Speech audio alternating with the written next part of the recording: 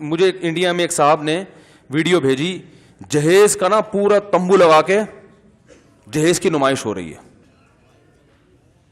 نمائش ہو رہی. انڈیا کے مسلمان بہت اچھے ہیں الحمدللہ, بہت سو سے, لیکن کچھ چیزیں ہندوؤں سے انہوں نے لی ہیں اور کچھ چیزیں ہم نے بھی ہندوؤں سے لی ہیں.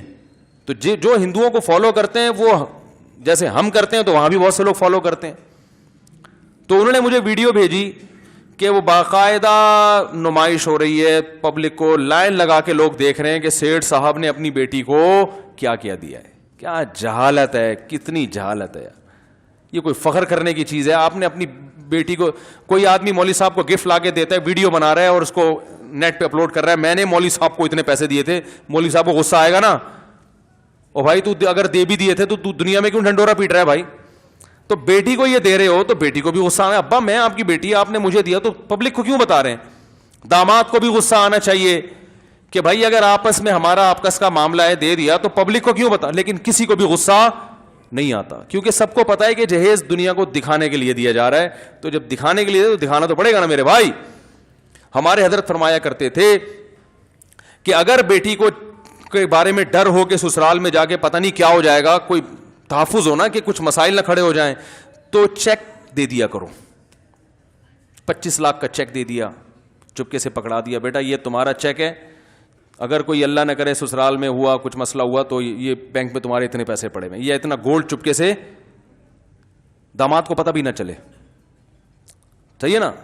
کیونکہ پتہ چلے گا تو بہت اچھے داماد بھی ہوتے ہیں, جو یہاں جو داماد بیٹھے ہیں ان کے علاوہ کی بات کر رہا ہوں, وہ پھر بیگم کے سونے پہ نظر, کیا خیال ہے, تو بہت سارے مسائل کھڑے ہو جاتے ہیں. تو ایسے فرمایا اگر بہت ہی محبت ہے تو یہ دے دو, لیکن یہ کوئی نہیں دے گا. صوفے دیں گے کیونکہ وہ نظر آ رہا ہے, سونے کے سکے جو چپکے سے دیے جاتے ہیں, پرس میں ڈال دیے جاتے ہیں, وہ نظر نہیں آتے. یہ بیڈ نظر آ رہا ہے, یہ صوفے نظر آ رہے ہیں, الماری نظر آ رہی ہے, پورا قارون کا خزانہ. تو بھائی میں کہتا ہوں اللہ کا واسطہ مل جل کے اس رسم کو ختم کرو.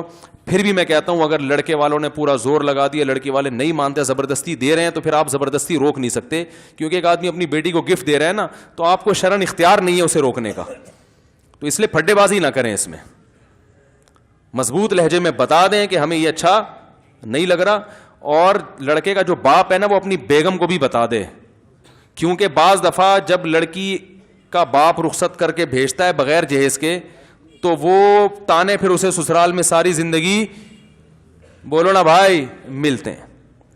لائی کیا چند چیتھڑے, یہ ساسوں کی طرف سے, لائی کیا چند چیتھڑے, اور باتیں ایسے کرتی ہے جیسے تیرے باپ نے تجھے سونے میں تول کے بھیجا ہو. یہ بڑے پرانے ڈائلاگ ہیں جو ساسیں سیکھتی ہیں, باقاعدہ آرڈر پہ ان کو سکھائے جاتے ہیں کہ اس طرح سے اس اسٹائل میں بہو کے سامنے آپ نے یہ بولنا ہے, کوئی الٹا سیدھا ایسا نہیں کہ جو گلے پڑ جاتا نا. تو بعض دفعہ یہ خطرہ ہوتا ہے لڑکی کے باپ کو, یار پتہ نہیں کیا بنے گا وہاں جا کے, تو وہ دے رہا ہوتا ہے, تو وہ رشوت کے حکم میں ایسا جہیز. بعض دفعہ واقعی محبت سے ہی دے رہے ہوتے ہیں, لیکن وہ محبت سے دے تو رہے ہو, لیکن آپ دیکھو کہ یہ اسلام میں ایک چیز کو پسند نہیں کیا گیا, تو ایسی چیز کو پروموٹ کرنا, محبت کا کچھ اور طریقہ ایجاد کر لو, ٹھیک ہے نا.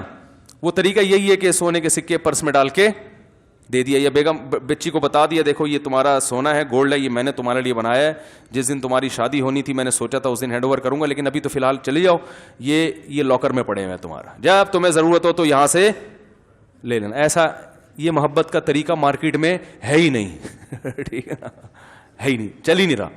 پھر باقی بعد میں آپ جو چاہیں دیں بیٹی کو. میں یہ نہیں کہہ رہا کہ بچی کو کبھی زندگی میں کوئی گفٹ ہی نہیں دینا, گھر بس گیا, موقع ختم ہو گیا, پھر آپ کی بچی آپ کا داماد, پھر تو داماد کو آپ لینڈ کروزر خرید کے دیں. آپ اللہ کرے میرے سسرال والے بھی سن رہے ہوں. پھر تو بھائی جب موقع ختم ہو گیا تو جو مردی آپ کا داماد ہے, بیٹوں کی طرح ہوتا ہے داماد, تو سمجھنا چاہیے اس کو بیٹوں کی طرح.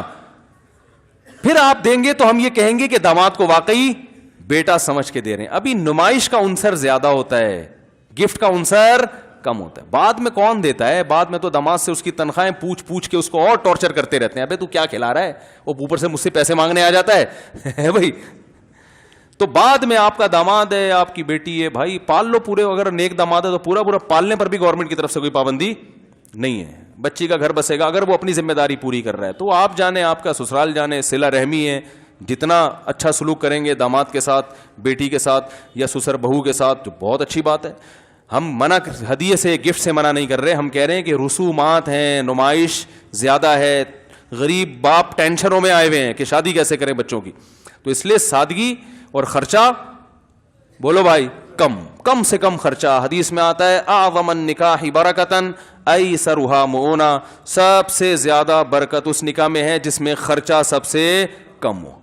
ہم کہتے ہیں جتنی دھوم دھڑکے سے ہوگی اتنا ہی مزہ ہوگا, نہ وہ وقتی مزہ ہے, وہی ہے جو چرس اور ہیروئن کا ہوتا ہے.